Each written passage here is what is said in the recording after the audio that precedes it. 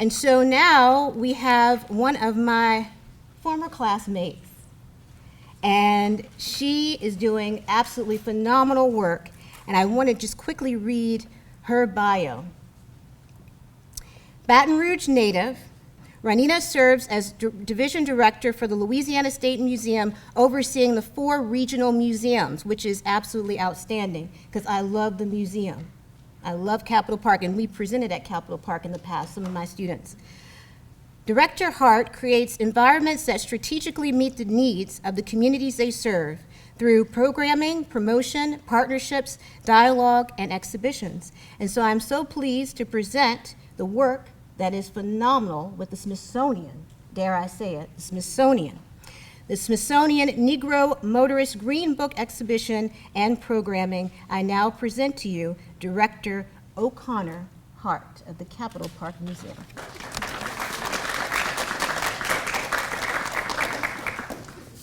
Hi, everybody. I'm really honored to be presenting in front of all of you. Some familiar faces and some new people. I am from Baton Rouge, and I have always loved being here. I've seen myself going elsewhere, doing other things, but ultimately, I have been very happy with growing where I'm planted and being able to work in the arts and cultural world. It's a rare thing. So I try to make as much as I possibly can of any opportunities that I end up having. So I am the Division Director for the State Museum System. So I'm over the museums, the one in Thibodaux, Patterson, and Natchitoches, and here in Baton Rouge. Here in Baton Rouge, we are looking to engage in new ways.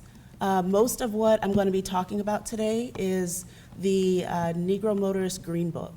Now, that is an exhibition that we are getting from the Smithsonian. We are going to be programming around that exhibition. For those of you who don't know or are unfamiliar with the Negro Motorist Green Book, it was created as a travel guide.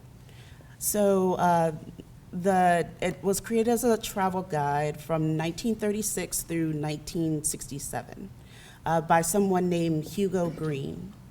He was named after, of course, the French author Victor Hugo. He was a postman, and he and his wife moved to Harlem. So there, he was able to make this green book that was infused with the spirit of Harlem, its dignity, its culture, its aspirations. So we know 1920s to 1930s, that's the time of the Harlem Renaissance. It's a time of art and music and thought revolution. People were thinking and doing things that had never been done before. So he created this book, and at that time, segregation was legal, and there was a lot of oppression, and it was dangerous to traverse the nation. He was able to, with his network, find over 10,000 businesses that were featured over the course of those 30 years. He wasn't the first of the traveler's guides. There was first a Jewish guidebook, and then there was a guidebook that was only published for 1 year in 1930, and that was for the New York area. But he eventually thought about what he was going to do. It was born of the Harlem race riots of 1935, where the motto was, "Don't buy where you can't work." And that campaign meant that representation mattered, that if we're going to be investing our money into this institution, then we should be able to see the benefits of it as an employee. So from that, he realized that the Negro Motorist Green Book needed to exist. They needed a safe place so that you can travel without embarrassment. So this book had wonderful travel advice, it had ads, it had political thought, and the political thought, as the times grew, as the political environment started to become more pronounced, then it became more pronounced in the book. So there's a quote that he says. It says, there will be a day sometime in the near future when this guide will not have to be published. This is when we as a race will have equal opportunities and privileges in the United States. It will be a day of us, it will be a day for us to suspend this publication, for then we can go wherever we please without embarrassment. So this book was created to no longer be created.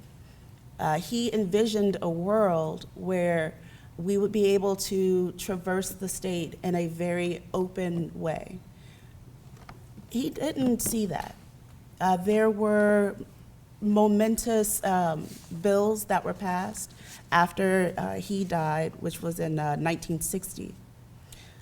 And there was a lot more that was going to come, but he was able to lay those seeds, lay that foundation of why it was important. And also, this being able to drive places, this represents freedom. The American road, it absolutely has this determination with it. It's taking hold of your destiny. It is traversing things that are not just in your immediate circumstances, but the freedom to travel, the denial of the basic things that you have, and understanding that you can aspire for more. So segregation was either the lay of the land or the custom of the land. But people would plan ahead. They would pack a ice cooler and have a full tank of gas. They would bring shoebox lunches and blankets, fuses and lights, whatever they thought they may need, because stopping was not an option. They also would bring a chauffeur's hat. So can anyone think of why you would bring a chauffeur's hat? Well, so if they were stopped, it's my boss's car. If their family was in the car with them, oh yeah, we had a long day at work and so I'm taking the help home. Could you imagine in your own vehicle needing to divest yourself from your investment? But that was a world and that was a way of of surviving. So we think of the South and we think of, oh, there must have been a lot of problems. But the North was also an issue because it was less overt problems.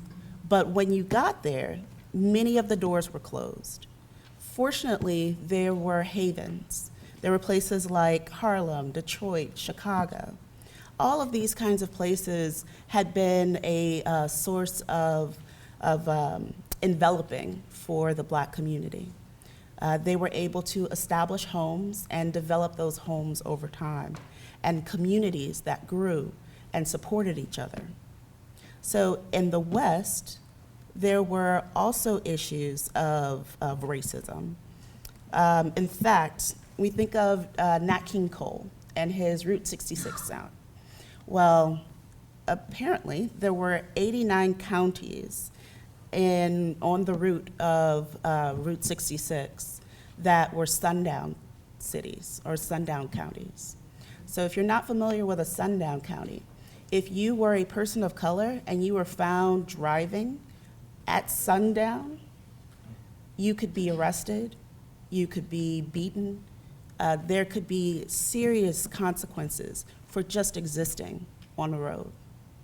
So this guidebook was able to save people, not just embarrassment, but saved lives, saved all of that investment, all of those things that could have gone wrong.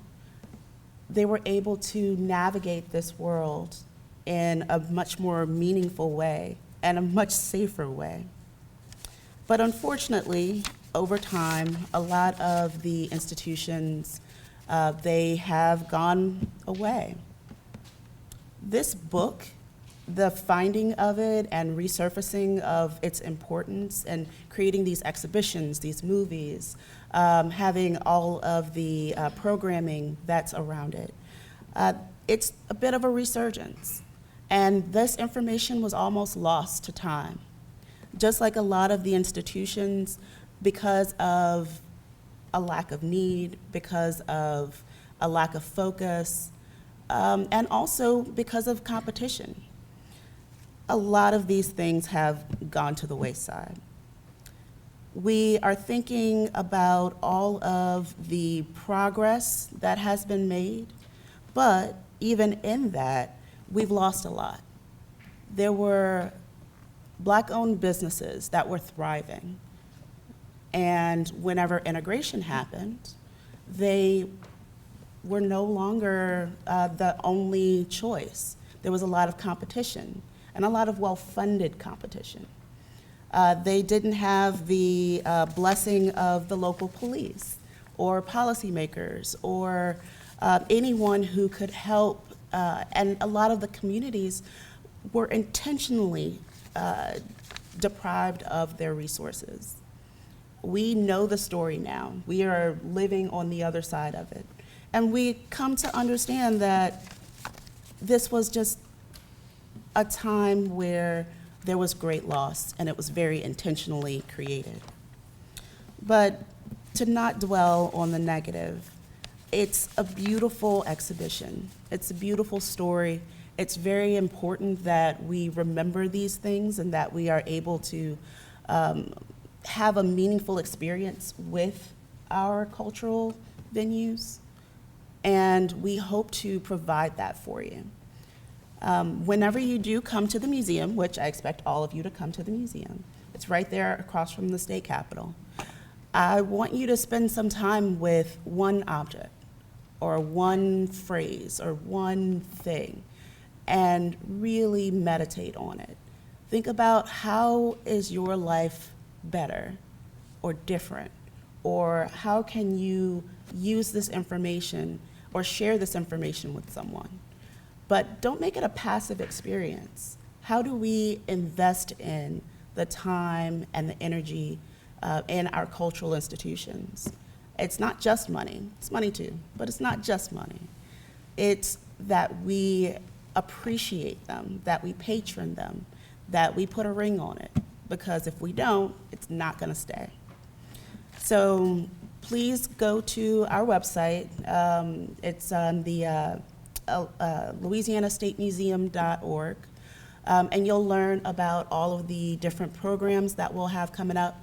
We're doing something every Thursday of the exhibition, and we're starting with kind of an educational model. We're gonna start by doing programs that feature the PBS film, Driving While Black, and we have the author of the book. We also have the director of the film. His name is Rick Burns, and that may sound familiar because his brother is Ken Burns. Yeah. And they are going to be a part of the panel. We also have a film that's going to be at the Capitol Park Museum. It's the documentary for the Green Book, Guidebook to Freedom. And that panel will have the director of that film. So we're extremely excited that we were able to land some really awesome people. But we're more excited that we get to share this with our community, that we're doing things that are relevant and meaningful, and not just something else that is pretty or can exist in the background. We have a lot of different panels, a lot of different art projects, a lot of different things, because I really want this to relate and to be relevant to everyone. One of my favorite parts of this, and I'm gonna be brief, is that we're gonna have a book club. And we are also going to have something in partnership with the library So I'm a big nerd, and I love comic books. And so we're going to bring people who create comic books that are based in Jim Crow era. So how do you reimagine a world? How do you create something that already is steeped in history and reimagine it in a way that is an empowering experience, as opposed to a lot of the lack of respect that was given? So I say all that to say, be invested in our cultural institutions, be a part of the museum, like us on the interwebs, all the things, and come. Memberships are cheap, and you can come as much as you want all year. So if you have any questions about anything, or if you feel intimidated by cultural spaces, because, you know, there's not a lot of representation in them, and not everyone has grown up going to museums. And so if I can help you through this process, if you want your own tour guide, the director of the museum, I will absolutely come down and help out anybody I can, because I want to demystify this. It's just stuff. It's just a place. And it's important, but it's nothing to be intimidated by. It's for you. You pay your taxes, you pay to keep this door open, so you are entitled to have these experiences. So please take advantage of them. Thank you.